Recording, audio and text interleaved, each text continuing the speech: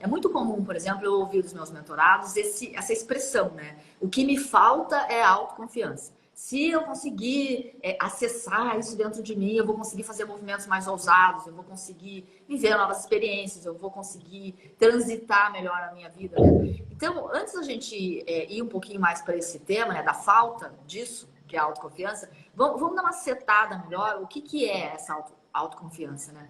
A autoconfiança varia muito de pessoa para pessoa, mas basicamente é uma sensação de que a gente não tem uma segurança suficiente para fazer alguma coisa. Então, só para a gente conectar um termo no outro, né? A palavra confiança está falando justamente disso, né? É como se a gente, de uma certa forma, tivesse uma sensação de perigo se a gente for fazer aquele próximo movimento, né? Então, tipo assim, eu preciso ter, né, dar essa sensação, né? Eu preciso ter mais confiança, eu preciso saber mais, eu preciso ter mais controle da situação. Eu preciso saber o que vai acontecer se eu fizer. Eu preciso saber se eu fizer e acontecer isso ou acontecer uma outra coisa, o que eu faço depois, né? Então, é como se, de uma certa forma, está muito relacionado com a parte do controle, né? Então, é você conseguir ter essa sensação de que você está no controle da situação. E, ao mesmo tempo, né, é ser confiante de que você vai ser capaz de, vamos dizer assim, percorrer um novo caminho, né, que você está se dispondo a fazer. E eu falo novo porque a gente é confiante para fazer as coisas que a gente já fez, né?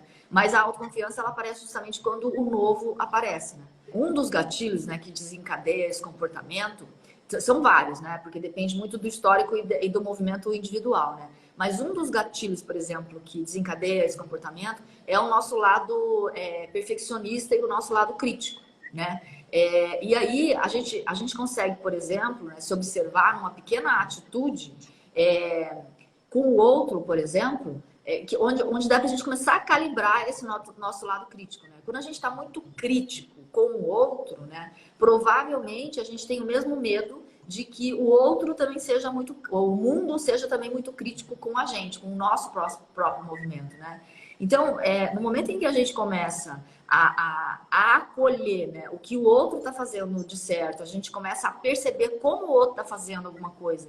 E o outro que eu quero dizer, gente, são as pessoas que estão à nossa volta, né? São os nossos exemplos. Se a gente vai falando, por exemplo, da nossa profissão, as pessoas que estão na mesma profissão que a gente, ou em profissão semelhante, e que estão fazendo um movimento diferente do nosso, quando a gente começa a olhar aquilo com admiração, ao invés de olhar crítico, né?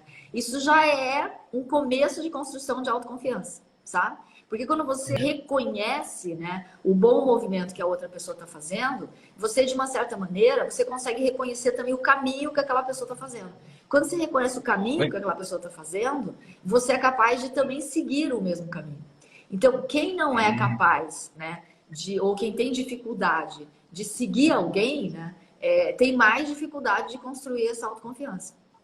Porque quer fazer sozinho, sabe? Tipo assim, não, aquele jeito lá eu não quero, aquele jeito eu não quero. Então você entra num modo crítico, onde tudo que você vê de movimento das pessoas, da tua profissão, por exemplo, vamos falar da profissão, né? Você tem sempre um olhar, a pessoa tem sempre um olhar crítico para aquilo que ela não quer fazer, né? Então começar a buscar o que é que alguém está fazendo, que eu também gostaria de estar fazendo, e começar a olhar para aquilo, acolhendo o bom caminho, tentando entender o que aquela pessoa fez para chegar ali, né? É uma forma de começar a construir autoconfiança. Vou dar um exemplo, tá? Cozinhar, né? Vamos supor, né? Você olhar para uma pessoa que cozinha bem e começar a observar, né? O que aquela pessoa faz de diferente que eu não faço. Então, por exemplo, se você é uma pessoa que não gosta de cozinhar, mas gostaria de aprender a cozinhar, mas você não tem autoconfiança suficiente para se meter lá na cozinha, por exemplo, né? Você gostaria muito, mas é que isso não é para mim, não sei o quê. Então, às vezes, um pequeno movimento desse, né, já pode te levar a perceber o teu movimento de autoconfiança num outro lugar, sabe? Se você olha para um chefe, para uma pessoa que cozinha bem, por exemplo, né, e começa a observar qual que é a diferença entre ele e você, né? Você começa a observar, por exemplo, que o chefe, ele cozinha para o outro, entendeu? Ele gosta da experiência de cozinhar para o outro, né?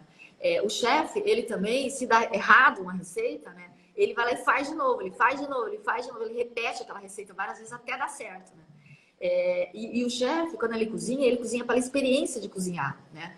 E nós não, né? Nós mortais, assim, as pessoas que não cozinham tão bem, a gente cozinha quando a gente está com fome, né? E aí, quando a gente vai lá e faz alguma coisa e dá errado, né?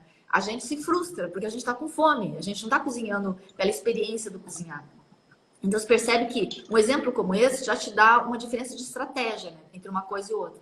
Aqui eu estou só dando esse exemplo para dizer que autoconfiança está relacionado com você observar quem faz alguma coisa que você não tem, vamos dizer assim, entre aspas, não está fazendo porque você não tem autoconfiança, sabe? Então, sair do modo crítico e ir para o modo aprendiz, né, é um lugar que já te leva para um caminho de construção de autoconfiança.